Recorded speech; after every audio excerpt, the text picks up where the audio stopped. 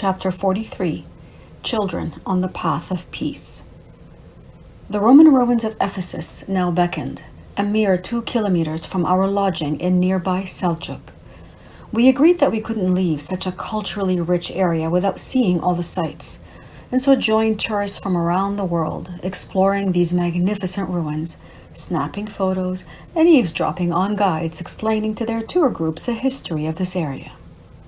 From them, we learned of an important pilgrimage site nearby called Meryamana, believed to be location of the house of Mary, who was brought here by St. John the Evangelist after the death of Jesus.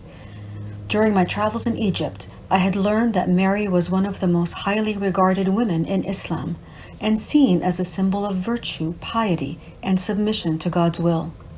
No other woman is given more attention in the Quran. Jesus is similarly respected as one of the great prophets. I knew of no other site besides Jerusalem that was venerated by both religions and wanted to see it. The site, a simple brick home deep in the woods atop a nearby mountain, was moving in its simplicity and infused me with serenity. There, we learned that the tomb of St. John, considered one of the most sacred pilgrimage destinations of the Middle Ages, was also nearby. My signs with John, symbolized by the eagle, had faded over time, but whenever they appeared, I paid attention. On a lonely hill near Selcuk, among forgotten and discarded bits of stone and marble, I found the tomb, a slab measuring no more than 50 square meters, and adorned by a small identifying plaque. I knelt and caressed it, feeling inexplicably sad. Monuments as grand as the ones we had seen certainly weren't necessary, but somehow this didn't seem fitting either.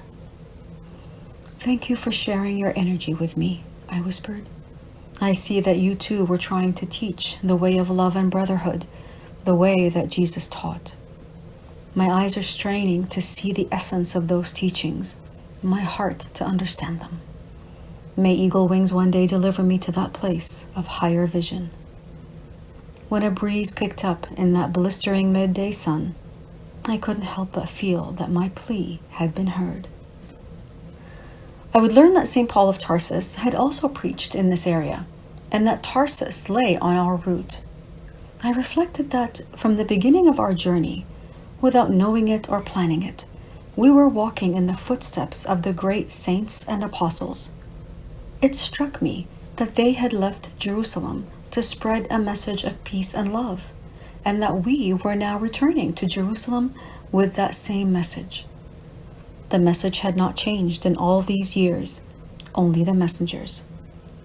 I didn't know what had led us to these sites or what we had received being there, but I had a distinct feeling that these great spirits had called us there, wanting to whisper their secrets and inculcate us with their unique wisdom and energy for the way. It would leave me with a powerful sensation of knowing that they were indeed with us and guiding us. "There is something hiding within you, something that you loathe," Alberto said, concentrating on the image in the coffee cup and twirling it in his hands. We were having dinner in a quiet restaurant in Soke, about 40 kilometers south of Ephesus, and Alberto was reading the waiter's coffee cup. He had seen Alberto reading my cup and insisted that he read his as well. "It looks like a terrible wolf that you want to escape from," Alberto continued. "It's inside of you. You trapped it there for no one to see. You feel ashamed of it and have judged and condemned it. It's the part of you that you don't like, that you wish didn't exist. You are afraid that people will discover it and refuse to allow them to know that this side of you exists." The mesmerized waiter leaned in. "However," Alberto asserted, "it is only an illusion. It is an image that you have created in your mind.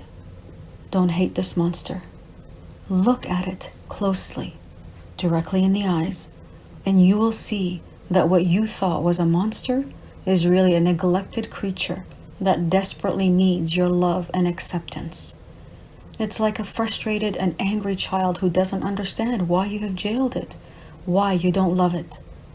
If you have the courage to open the gate of its jail and embrace it, you will see that it is an angel, there to help you grow.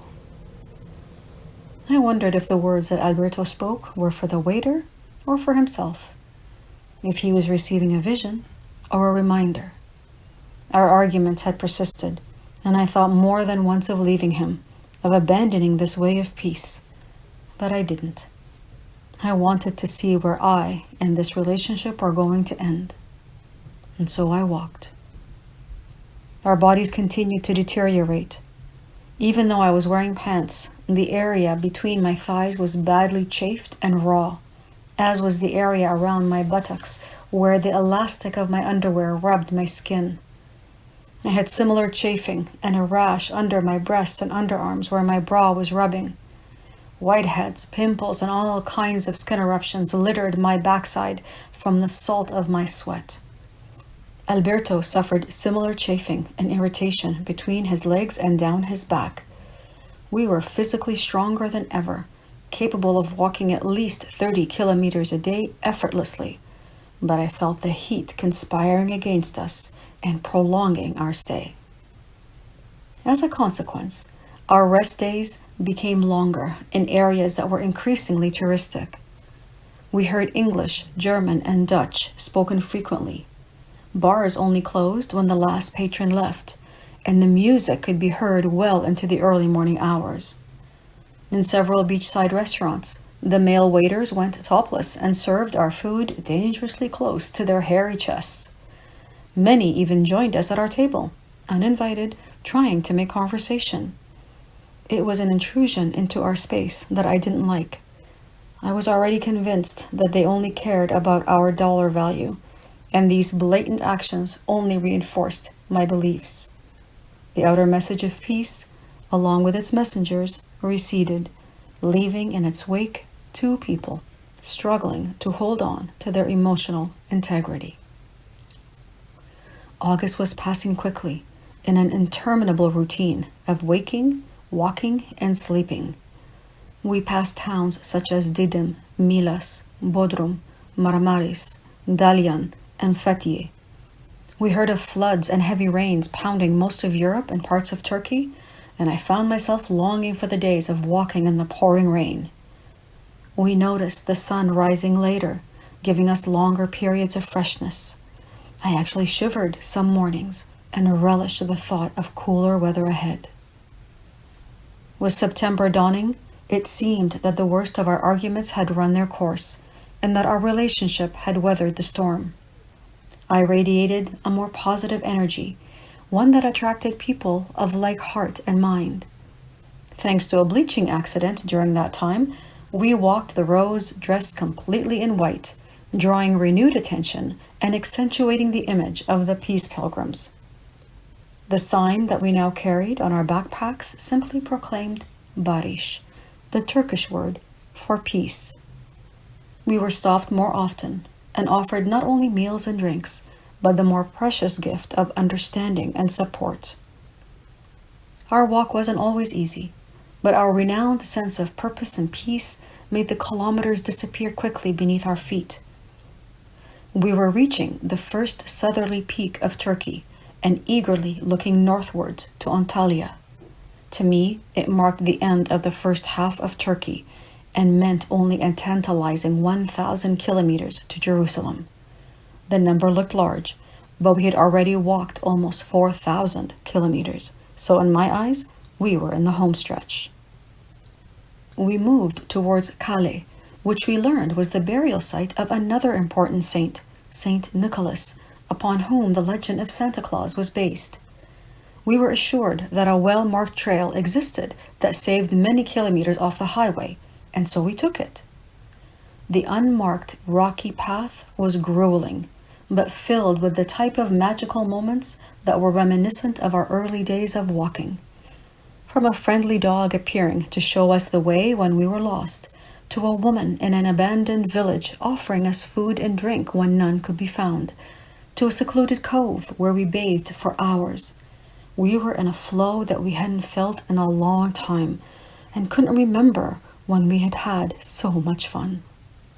Finally in Kale, we decided to end that memorable day with a visit to the tomb of St. Nicholas. His remains were purportedly stolen by Italian sailors during the 10th century and were now housed in the Basilica of Bari in Italy. The ruins were well maintained, but only parts of the tomb remained.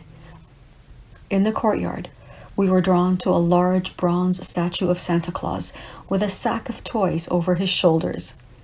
He stood on a round pedestal base that was covered with flags from various parts of the world.